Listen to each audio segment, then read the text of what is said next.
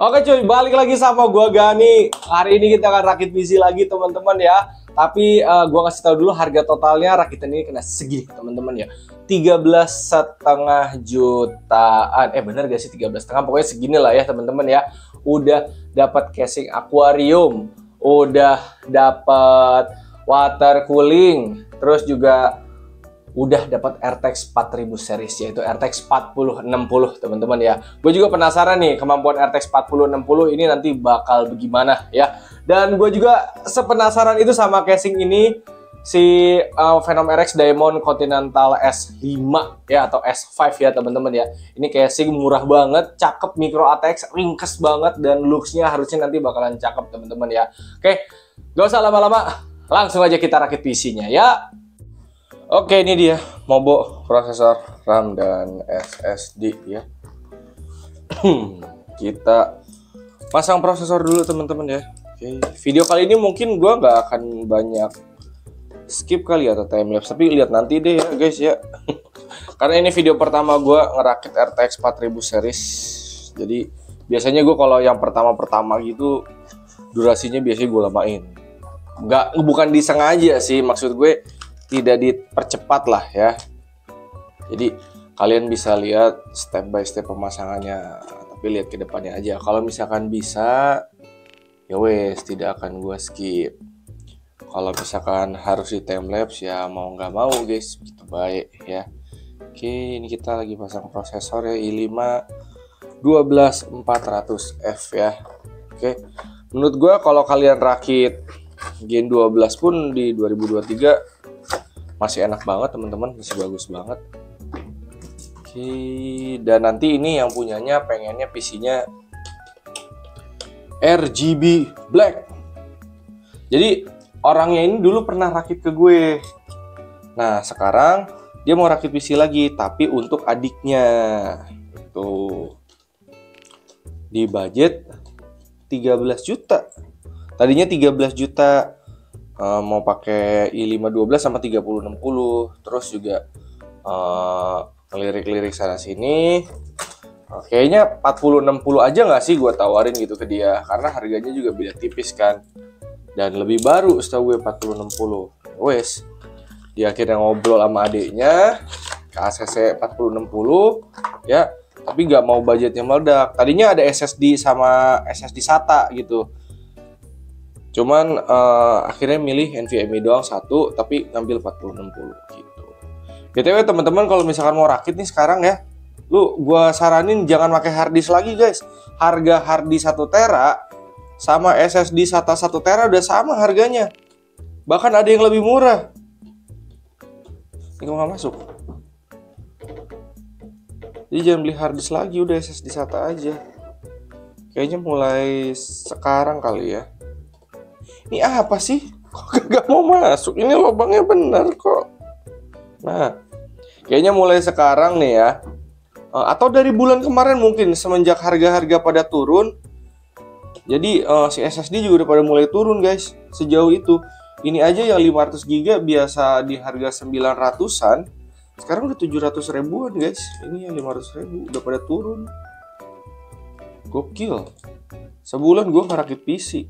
Apa mungkin semuanya pada ini kali ya? Lagi pada padat-padatnya gitu. Kalau gua sih biasanya dari tahun lalu selalu ngerasa bulan Juni ke Juli itu emang lagi sepi gitu teman-teman. Entah karena kesibukan orang-orang, ada yang lebaran, ada yang mau masuk sekolah kayak gitu. Gue juga gak paham. Kalau yang sekarang pada bagaimana tuh kalian? Atau misalkan kalian kenal tektuber lain gitu, apakah pesanannya masih ramai banjir gila atau ada pengurangan kayak gimana tuh? Gue nggak paham juga kan. Intinya kalau gue pribadi sih ngerasanya di Juni-Juli itu emang sepi ya.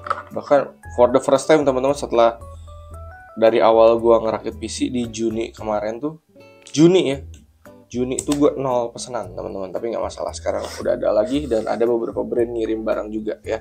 Dan kemarin pun pada saat Juni pas lagi kosong juga ada beberapa brand yang masuk gitu. Oke, jadi konten masih keisi alhamdulillah, dan gue pun ada kesibukan jadi kagak bengong-bengong amat gue di rumah ya.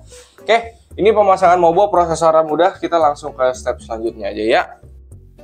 Oke, next kita akan memasang motherboard ke dalam casing ya. Ini udah gua pretelin teman-teman.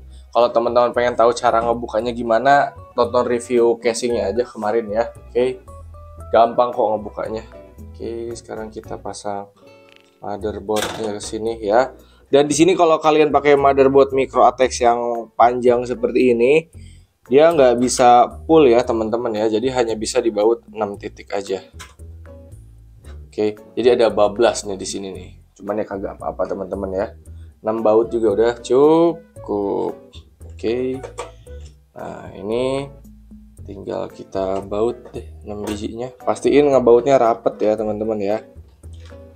Dan nanti pada saat nyolok kayak 24 pin USB 3, itu pastiin tangan kalian nahan dulu di sini, pas nahan terus nyolok. Jangan langsung dicolok, nanti takutnya malah motherboardnya patah terus kalian menangis. Oke. Jadi pakai feeling lah ketika kalian masangnya ya, pakai perasaan. Oh, ini kekencangan nih gua. Longgarin dikit biar motherboardnya masuk. Oke, ada 6 baut ya untuk motherboard seri ini. Untuk casing seperti ini. Gue sih ngarapnya mereka nanti ngasih extension gitu ya untuk ngebaut 2 biji ini. Suatu saat mungkin ya, tapi ya nggak dikasih extension juga nggak apa-apa sih sebenarnya, masih bisa-bisa aja. Oke, jadi casingnya tuh kelihatan ringkes padat gitu teman-teman. Dan kalau udah gini, paling habis ini gue colokin dulu kayak front panelnya ya. Audio, USB, sama USB 3 ya. USB 2 dan USB 3. Oke, kita colokin dulu. Motherboard masuk, terus juga colok-colokannya udah gue colokin ya. Kayak USB 3, front panel, USB 2, dan audio ya. Untuk jalurnya ini gampang teman-teman ya. Jadi gue hanya ngerapihin di bagian belakang. Ini ada garis di sini ya. Tinggal di kabel tis, dan ya udah tinggal rapiin aja kabelnya. Jalurnya udah jelas banget ya. Dan untuk front panel di sini gue pisahin yang tombol reset untuk nanti ke controller teman-teman ya. Oke, selanjutnya gue takutnya ini mentok sama power supply, jadi gue masang water cooling dulu baru power supply teman-teman ya. Oke. Dan mungkin kalau misalkan teman-teman sering nonton rakitan-rakitan gue kan rata-rata kayak pasang apa dulu tuh? Pasang power supply dulu baru motherboard dan kawan-kawan. Nah, sekarang kita pasang water cooling dulu. Boleh nggak sih ngerakit PC step by stepnya diacak? Boleh, terserah lu guys. Lu PW-nya apaan? Mau pasang water cooling dulu? Boleh. Mau masang ini itu dulu juga? Boleh ya. Sakarepmu teman-teman itu mah. Yang penting PC-nya jadi, nyala, ya udah. Tuh. Oke. Ini gua akan pasang di atas ya. Dan kalau kalian bisa, bang, gue mau pasang water coolingnya di samping, ya udah guys, boleh itu mah bebas. Cuman kalau gue lebih senengnya kalau bisa dipasang di atas ya, gue akan pasang di atas dulu gitu water coolingnya. Kecuali misalkan kita udah beli water cooling 240 nih, di atas bisa water cooling tapi 360 ya, gue akan taruh di samping teman-teman. Tapi karena ini di atasnya 240 support, ya udah gue pasang di atas gitu. Fleksibel lah itu mah ya. i5 Gen 12 juga nggak terlalu panas-panas amat ya. Sebenarnya pakai cooler tower juga ini masih fine aja. Oke. Dulu tuh ada casing kayak gini teman-teman ya, kayak akuarium. Cuman dia nggak ada tempat fan di samping dan dia ATX. Apa sih namanya teh? Dari Paradox kalau nggak salah. Fan rear ya. Tapi itu masih termasuk tinggi teman-teman. Setahu gue tinggi deh. Gue belum pernah nyoba tuh. Untuk yang ini dia ringkes gitu. Seukuran MicroAtex aja gitu guys. Cuma rada gendut. Tapi nggak gendut banget gitu, kenapa? Dia masih kelihatan minimalis dan cakep. Kayak lu punya akuarium kecil. Nah, udah kebaut ya. Sekarang kita pasang water blocknya dulu. Kayaknya untuk masang yang water blocknya mungkin akan gue gue skip dulu karena gue susah untuk nahannya. Tapi bisa nggak ya? Jadi tangan gue harus nahan dulu bagian backplate belakangnya. Abis itu kita baut kayak gini. Lihat nanti bayar guys teman-teman ya. Gue nyari akal-akalannya dulu gimana caranya ya. Oke, akhirnya nemu ganjelannya juga biar si bracketnya atau mountingnya dia nempel di situ dulu ya. Oke, sekarang kita kasih pasta. Nah, segini juga udah lebih dari cukup teman-teman ya. Kita bentuk X kayak begitu. Terus ini kita buka nih plastik kematiannya. Up ya. Kita pelan-pelan pasang. Tunggu. Udah ya, udah rapat.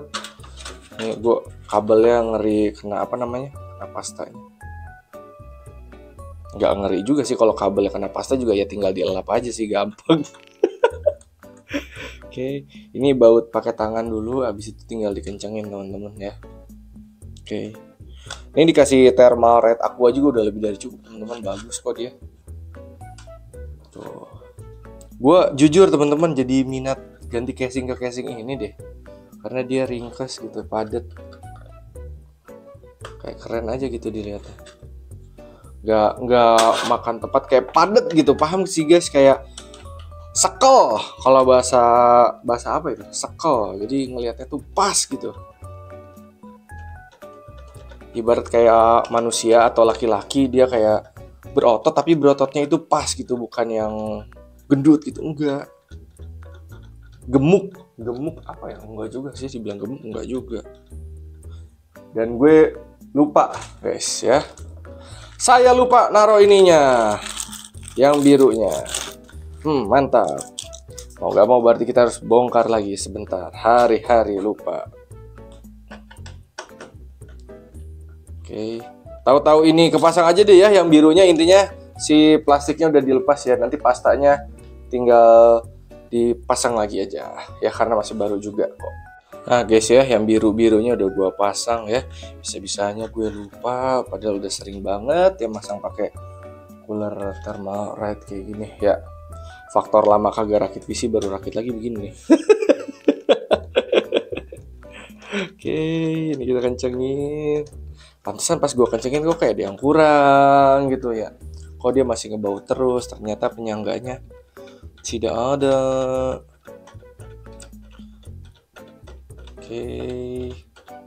Nah, kalau ngebau water cooling gini jangan sampai kenceng banget gitu. Hanya sampai sebatas lu muter, terus nanti dia mentok di mana, udah sampai situ aja teman-teman. Nah. Oke, satu lagi.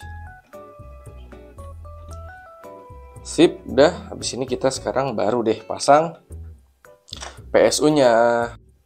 Water cooling udah, sekarang power supply ya. Casing ini support PSU ATX ya. Dan kalau pakai casing aquarium gini, fan-nya ada di sebelah sini ya, teman-teman ya. Kalau fan yang ada ke sono nanti panas. Jadi ngadep sini, baik. Ya. Nah, udah gini tinggal dibaut ya. Nah, jadi kita nggak perlu mikirin kayak, ah bang, kalau casing gini pasti PSU-nya SFX yang kecil. Enggak guys, PSU standar ATX juga muat kok. Muat aman jaya. Nah, kita colok-colokin, kita baut ya. Nah, udah deh kelar. Masang power supply-nya juga gampang. PSU masuk dan kabel udah gue colokin ya, baik 24 pin maupun 8 pin ya yang di atas kiri sini ya, sama VGA kabelnya udah gue keluarin ya. Oke, ini jadi alasan gue kenapa gue naruh rada akhir si power supply-nya, karena kalau kita taruh dari awal ntar udah paciwil kayak gini teman-teman, nanti malah pusing. Jadi kalau di casing ini gue saran kalian pasang dulu kayak motherboard sama water coolingnya. Kalau fan opsional lah, cuman kalau gue lebih enaknya kayak tadi tuh, berarti motherboard, water cooling, PSU, baru fan dan controller lainnya ya. Oke, sekarang kita pasang 5 fan-nya.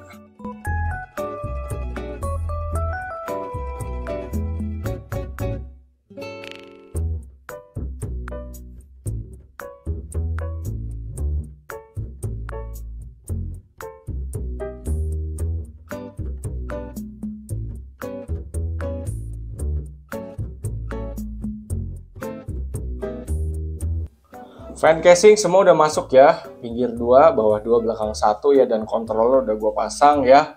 Dan setelah masang fan, gue simpulin paling bener masang power supply dulu baru fan. Kalau masang fan dulu baru power supply, pasti kalian akan paciweh teman-teman ya. Jadi lebih enak masang si fan dulu daripada PSU ya. Oke, ini dash filter gue pasang, gue tutup dulu bagian samping teman-teman ya, karena habis ini kita tinggal pasang power supply doang. Kabelnya juga udah gue keluarin ya. Oke.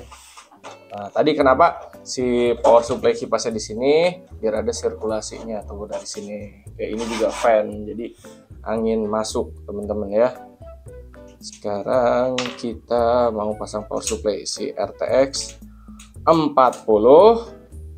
60. Tapi si RTX-nya harus gue pretelin dulu teman-teman ya, plastiknya ya. Oke, ini kita tidurin dulu casingnya. Dar, udah kurang tinggi ya. Nah, ini cukup kali ya. Anuin RTX-nya dulu teman-teman ya.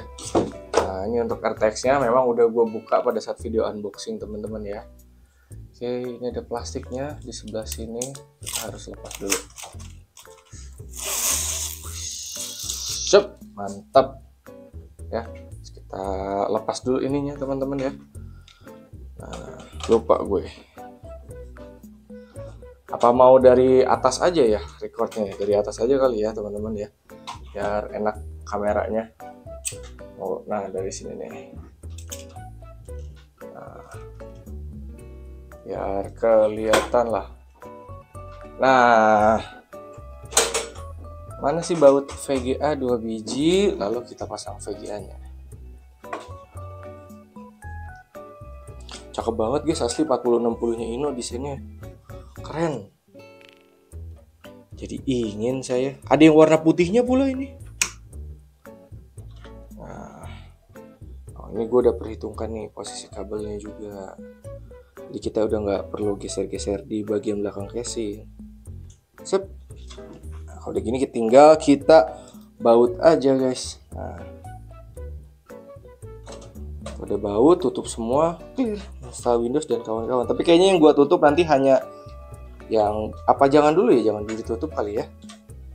Gue pengen lihat dulu nyala atau enggaknya, karena kalau udah tutup kaca mager gue bongkar-bongkarnya. Intinya nanti kalau pakai tempered glassnya baik depan atau samping pasti cakep banget teman-teman, pasti cakep banget ya. Oke, jatuh tutupnya, pasti bakal cakep banget. Nah yang ini kenapa gue belum pasang tempered glassnya, karena kan masih ada plastiknya, nanti malah kurang enak dilihat. Jadi biarin aja dia terbuka seperti ini dulu ya. Oke, sekarang mari kita nyalain. Oke, semua udah clear, kita udah colok, mari kita nyalain aja. Bismillahirrahmanirrahim, menyala. Alhamdulillah ya. Oh ya, buat teman-teman kalau rakit pakai RAM RGB, RAM-nya telat nyala jangan kaget ya. Emang kayak gitu teman-teman rata-rata. Wih, tuh cakep teman-teman ya. Sekarang kita tinggal tunggu masuk layar ya. Udah masuk. Dar. Nah ya, udah kebaca ya, i5 Gen 12, RAM kebaca, SSD kebaca, suhu prosesor juga aman di 20-an ya. Oke, 28 sampai 30 lah idealnya ya. Ya wes teman-teman, videonya sampai sini aja untuk rakitnya ya. Abis ini teman-teman tinggal nikmati aja proses testing PC beserta testing gamenya ya. Oke, gue penasaran juga nih nanti hasil game RTX 4060 bakal gimana. Oke, selamat menikmati.